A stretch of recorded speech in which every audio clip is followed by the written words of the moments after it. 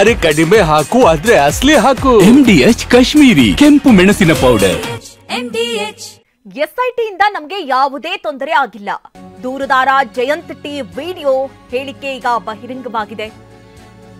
ಎಸ್ಐಟಿಯಿಂದ ನಮಗೆ ಯಾವುದೇ ತೊಂದರೆ ಆಗಿಲ್ಲ. ಷಡ್ಯಂತ್ರ ಆಗಿದೆಯಾ ಎಂಬ ತನಿಖೆ ಮಾಡ್ತಿದ್ರು. ನಾವು ಯಾವುದೇ ಷಡ್ಯಂತ್ರ ಮಾಡಿಲ್ಲ ಅಂತ ಜಯಂತ್ ಹೇಳಿದ್ದಾರೆ. ಎಸ್ಐಟಿ ತನಿಖೆಗೆ ಎಲ್ಲಾ ಸಹಕಾರ ಕೊಟ್ಟಿದ್ದೇವೆ. ನನ್ನ ಮೊಬೈಲ್ ಅನ್ನು ಸಹ ತಗೊಂಡು ಹೋಗಿದ್ರು. ನಾನು ಯಾವುದೇ ಮೆಸೇಜ್ ಡಿಲೀಟ್ ಮಾಡಿಲ್ಲ. ಷಡ್ಯಂತ್ರ ಮಾಡಿದ್ರಾ ಅಂತ ಜನರು ನನ್ನನ್ನ ಕೇಳ್ತಾ ಇದ್ರು. ಇದು ದೂರುದಾರ ಜಯಂತ್ ಟಿ ವಿಡಿಯೋ ಹೇಳಿಕೆ. ಆ ತನಿಖೆಗೆ ನಾನೆಲ್ಲದಕ್ಕೂ ಸಹಕಾರ ಕೊಟ್ಟಿದ್ದೀನಿ ಅವರಿಗೆ. ಅಷ್ಟೊತ್ತಿಗೆ ಕಚೇರಿಗೆ ಹೋದ್ರೆ 10 ಗಂಟೆ ತನಕ ಕೂರಿಸಿ 10 ಗಂಟೆ ತನಕ ಅವರು ವರದಿ ಮಾಡಿ ಅವ್ರನ್ನ ಕಳಿಸ್ತಾ ಇದ್ರು. ಆನಂತರ ರಾತ್ರಿ ಎಲ್ಲ ಕೆಲವೊಂದು ಮಾಧ್ಯಮ ನೋಡಿದ್ರೆ 2:30-3 ಗಂಟೆ ತನಕ ಡ್ರಿಲ್ ಮಾಡ್ತಾ ಇದ್ರು. ಆತರ ಎಲ್ಲ ಬರ್ತಾ ಇತ್ತು. ಆದ್ರೆ ನಾವು ನಮ್ಮ ಜನತೆ ಹೇಳ್ತಾ ಇದೀವಿ, ನೋಡಿ, SIT ಕಚೇರಿಯಿಂದ ನಮಗೆ ಯಾವುದೇ ತೊಂದರೆ ಆಗಿರೋದಿಲ್ಲ. ನಾವು ಟೀ ಹೇಳಿದ್ರು ತಂದು ಕೊಡ್ತಾ ಇದ್ರು. ಊಟ ದೋಸೆ ತೊಂದರೆ ಇಲ್ಲ. ಅವರ ಹತ್ರ ನಾವು ಸುಳ್ಳು ಹೇಳಿ ಏನಾದ್ರು ದಾರಿ ತಪ್ಪಿಸಲಿಕ್ಕೆ ಹೋದ್ರೆ ಅವರ ಕ್ರಮ ಇರ್ಬೋದು. ಆದ್ರೆ ನಮ್ಮ ಹತ್ರ ಏನು ಪ್ರಶ್ನೆ ಕೇಳಿದ್ರೆ ಅದಕ್ಕೆ ಉತ್ತರವನ್ನು ನಿಯತಾಗಿ ಕೊಟ್ಟಿದ್ದೀವಿ. ಅದು ನಾನೇ ಒಂದು ಏನು ಹೇಳಿದೆ, ನಾನು ಮೈಚಲಂಬಾಡಿ ಹೋಗಿ ದೂರ 10 ಗಂಟೆ ಆಯ್ತು, ನಾನು ಇಲ್ಲೇ ಮಾಡ್ಕೊಳ್ತೀನಿ ಅಂತ ಹೇಳಿದೆ. ಅವ್ರು ಅದಕ್ಕೂ ಬಿಟ್ಟಿಲ್ಲ. ಆ ಒಂದು ಫ್ರೆಂಡ್ಶಿಪ್ ಅಲ್ಲೇ ಹೇಳಿದೆ ನಾವು ಇಲ್ಲಿ ಅದಕ್ಕೂ ಬಿಟ್ಟು. ಅಂದ್ರೆ ಅವ್ರು ನಮ್ಮ ಸೇಫ್ಟಿಯನ್ನು ನೋಡ್ತಾರೆ, ಅವರ ಸೇಫ್ಟಿನ ಅವ್ರು ನೋಡ್ತಾ ಇದ್ದಾರೆ.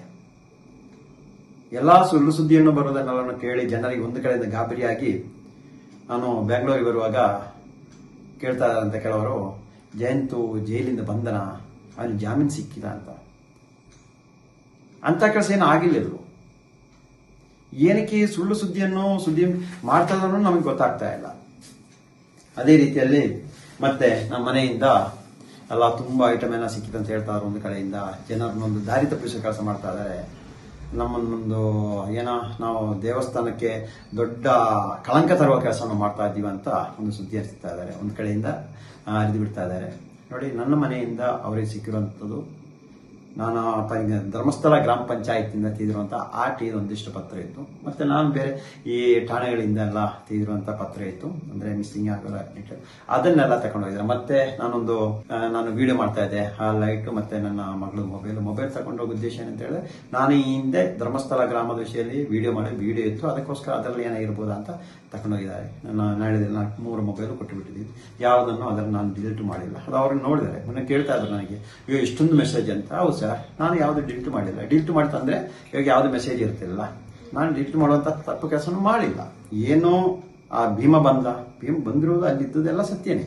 ಆದ್ರೆ ಯಾವ ರೀತಿಯಲ್ಲಿ ನಾವು ಚೇಂಜ್ ಆದ ಅಂತ ಹೇಳಲಿಕ್ಕೆ ಆಗಲ್ಲ. ಯಾವ ರೀತಿಯಲ್ಲಿ ನಾವು ತನಿಖೆ ಮಾಡಿದ್ರೆ ಗೊತ್ತಾಗ್ತಾ ಇಲ್ಲ. ಅದ್ರ ಸತ್ಯ ಘಟನೆ ಅಂತ ನೀವು ನೋಡ್ತಾ ಇರ್ಬೋದು. ಒಂದು ವಿಡಿಯೋ ನೋಡ್ತಾ ಇರ್ಬೋದು.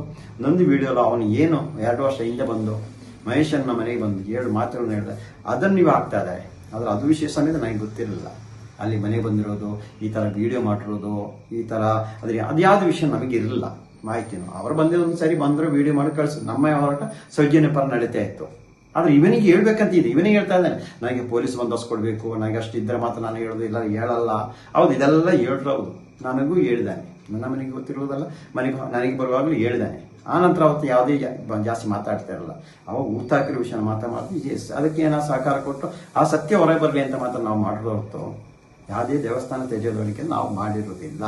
ಇವಾಗ ಗುಂಡಿ ತೋಟದಲ್ಲಿ ಯಾರೋ ತೆಂಗಿನ ಗಿಡ ನೆಡ್ಲಿಕ್ಕೆ ಬಂದಿದ್ದಾರಂತ ಸ್ವಾಮಿ.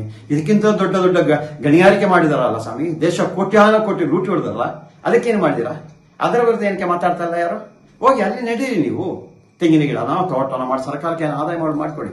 ಇನ್ನು ನೋಡಿದ್ರೆ ಯಾರೋ ಒಂದು ತೆಂಗಿನ ಗಿಡ ನೆಡ್ಬೇಕಂತ ಕೂತಿದಾರಂತೆ. ಅಲ್ಲಿ ಸ್ವಲ್ಪ ಅಷ್ಟು ದೊಡ್ಡ ಹೊಂಡ ಆಗಿದೆ ಅಂತ. ಅದು ಅರಣ್ಯ ಇಲಾಖೆಯಲ್ಲಿ ಆಗಿರೋ ಸ್ವಾಮಿ. ಅದು ಅವ್ರು ಬೇಕಾದ್ರೆ ಮರ ನೆಡ್ತಾರೆ. MDH ನ ಕಿಚನ್ ಅಲ್ಲಿದ್ರೆ ನಾವು ಎಲ್ಲವನ್ನು ಮಾಡಬಹುದು. ಬೆಂಗನ್ ಕ ಬರ್ತಾ, ಆಲೂ ಗೋಬಿ, ಬಿಂಡಿ ಮಸಾಲಾ, ಇನ್ನೂ ಬಹಳಷ್ಟು.